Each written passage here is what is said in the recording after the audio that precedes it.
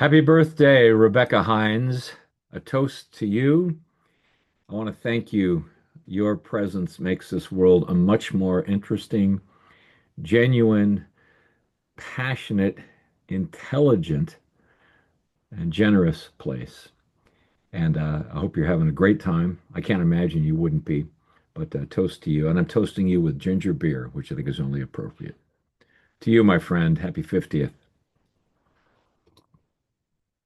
Rebecca, among the many gifts you bring to this world, one is the ability to see people and bring out the best in them. You have such a natural, graceful, easy way of blessing people and uh, and seeing them for who they are. And you've done that for me in my life, and I thank you for it. Also, you're a storyteller. Um, you've done stories with videos, among other things, and you just have a knack for using stories to build community, for bringing strangers together and after the story, everybody feels a little closer, um, a little bit more uh, known to one another, I'd say. I remember that beautiful film that you made of Rodeo Dog, and it was a great story about an existing community, but I know that they had a much deeper appreciation for themselves and their community and what they had in this world, which was so rich through your storytelling.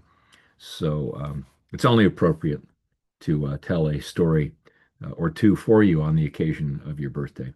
And I wanted to tell a story, an old folk tale, and it actually comes from County Roscommon in Ireland, which is the ancestral home of the Hynes clan. And in honor of that, and I think that's part of where your incredible wit comes from. Having conversations with you, Rebecca, at times is like a fast game of tennis because you're so sharp. And anyway, a story from County Roscommon in Ireland. There was once a poor but a kind-hearted peddler, and he lived in the little village of Ballaghaderreen in County Roscommon. And every day he'd put this little sack on his back and he would walk the rocky roads of County Roscommon and beyond. And whenever he came to a fair, to a square, a crossroads, a marketplace, anywhere where people gathered, he would spread out his wares and he'd call out, "Pots and pans for sale, knives, needles, ribbons, bows. Come and buy them here." Well, oftentimes it would be a young boy, a 10-year-old boy that would come up and find something and pick it up, maybe a pocket knife. And he'd say, "Peddler, how much for this?" Now, that peddler, he could take one look at that boy and he would know right away if the boy could afford the knife or not.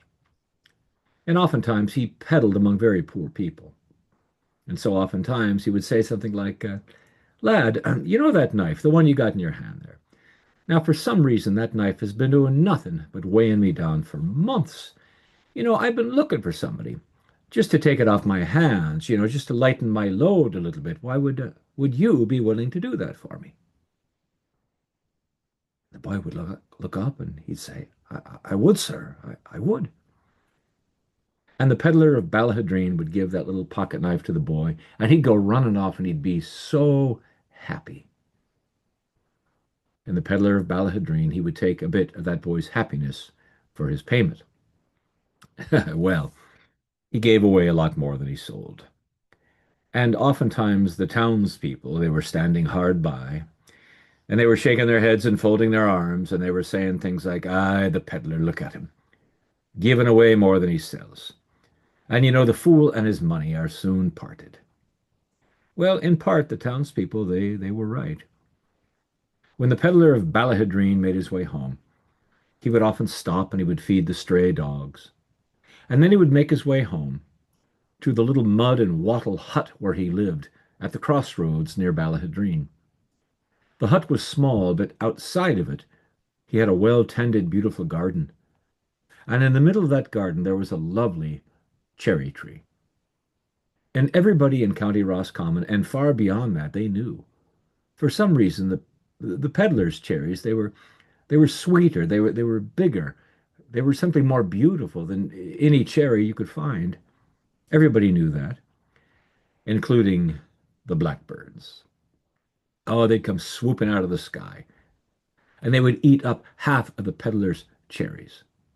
Not only that, but rabbits would come out of the fields and the copses, and they'd nibble away on his potatoes and his carrots, and the neighbors, they'd cry out, "Peddler, man, shoo the thieving critters away, they're robbing you blind."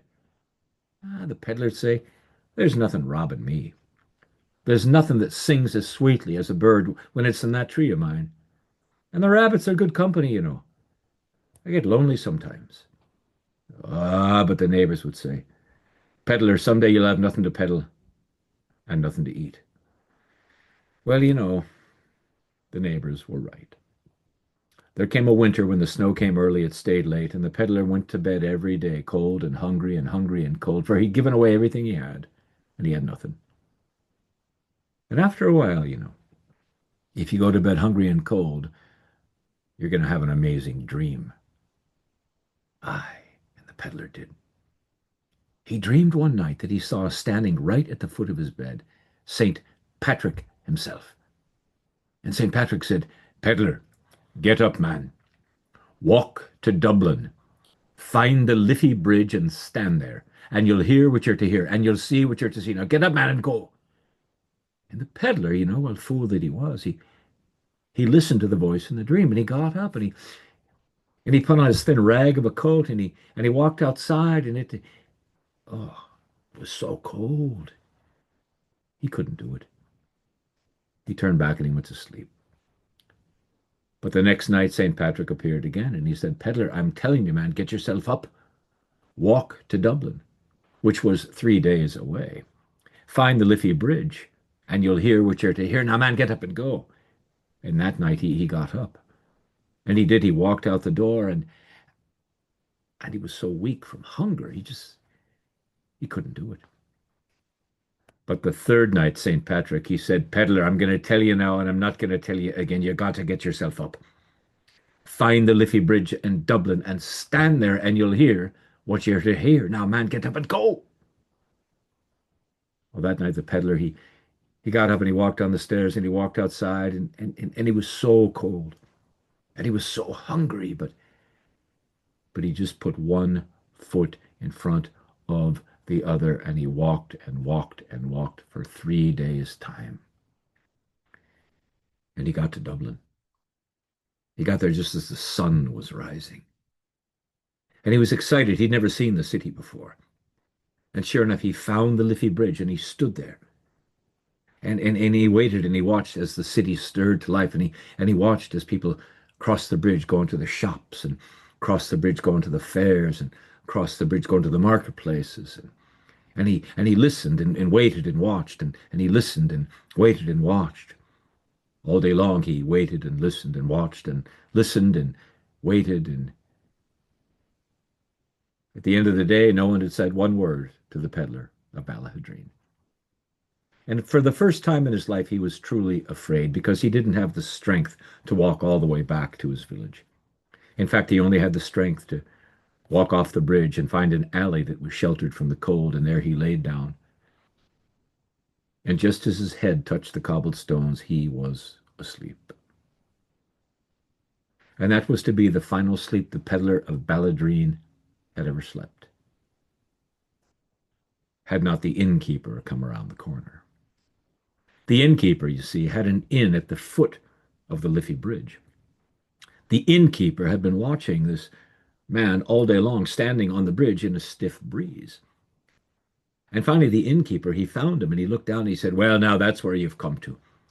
I've been watching you out my window all day long, wondering, how is it with you, man? You weren't begging for anything. You weren't peddling anything. What were you doing standing on the Liffey Bridge all day long?" But the peddler, he was too weak. He couldn't even speak. And the innkeeper, he said, "You come with me, man." He took the peddler into the inn. He sat him down. And he gave him a bowl of stew, and he gave him a pint of ale. And the peddler ate the best meal he'd eaten in a long time. And when he finished, the innkeeper said, "Now I've satisfied your hunger. You can satisfy my curiosity. How is it with you, man? What were you doing standing all day long on the Liffey Bridge in a stiff breeze?" And the peddler, he was embarrassed. And he said, well, you see, I had a dream. And in the dream, a voice, it told me to come and stand on the Liffey Bridge. And with that, the innkeeper, he just laughed. And he said, man, look at yourself. You're daft. You don't go running off when some voice in a dream tells you to. Now look at you. You're a bag of bones. And I've saved your life, and I can't be doing that again. I don't know who you are. I don't know where you come from, but I know this much. You have to get yourself home and take care of yourself, man. Don't you know that? The peddler of Ballaghaderreen realized the innkeeper was right. He thanked him for saving his life. He thanked him for his hospitality. He got up, and just as he was walking out the door, the innkeeper said, but wait a minute, man. Wait a minute. You know that dream that you had? It reminds me of a dream I had years ago. In my dream, St. Patrick himself, he spoke to me. And he said, innkeeper, get up and walk to the town of what was it? Ballaghaderreen, wherever on God's earth that is.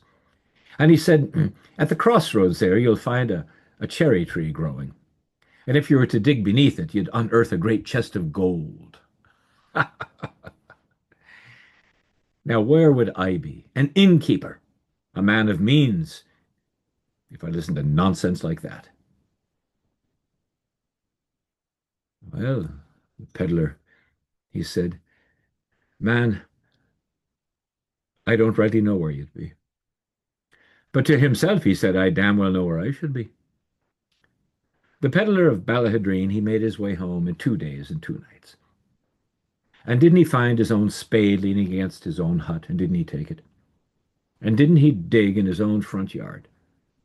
Right beneath his own cherry tree, he dug, and sure enough, the shovel hit something. And he brushed away the dirt, and indeed he unearthed a huge wooden chest. And when he opened it, it brimmed full of gold Spanish doubloons. The peddler of Ballaghaderreen, he lived free from want from that day forward. But all the good, all the grand, all the great things he did for this world with that gold, well, that is the stuff of 100 stories. And I know for a fact that all of them, just like this one, finally did come to an end. And that's the end of the story known as the Peddler of Ballaghaderreen, County Roscommon, Ireland. To you, Rebecca, celebrate, dance, enjoy, and take a bow. You've earned it. Much love. Take care.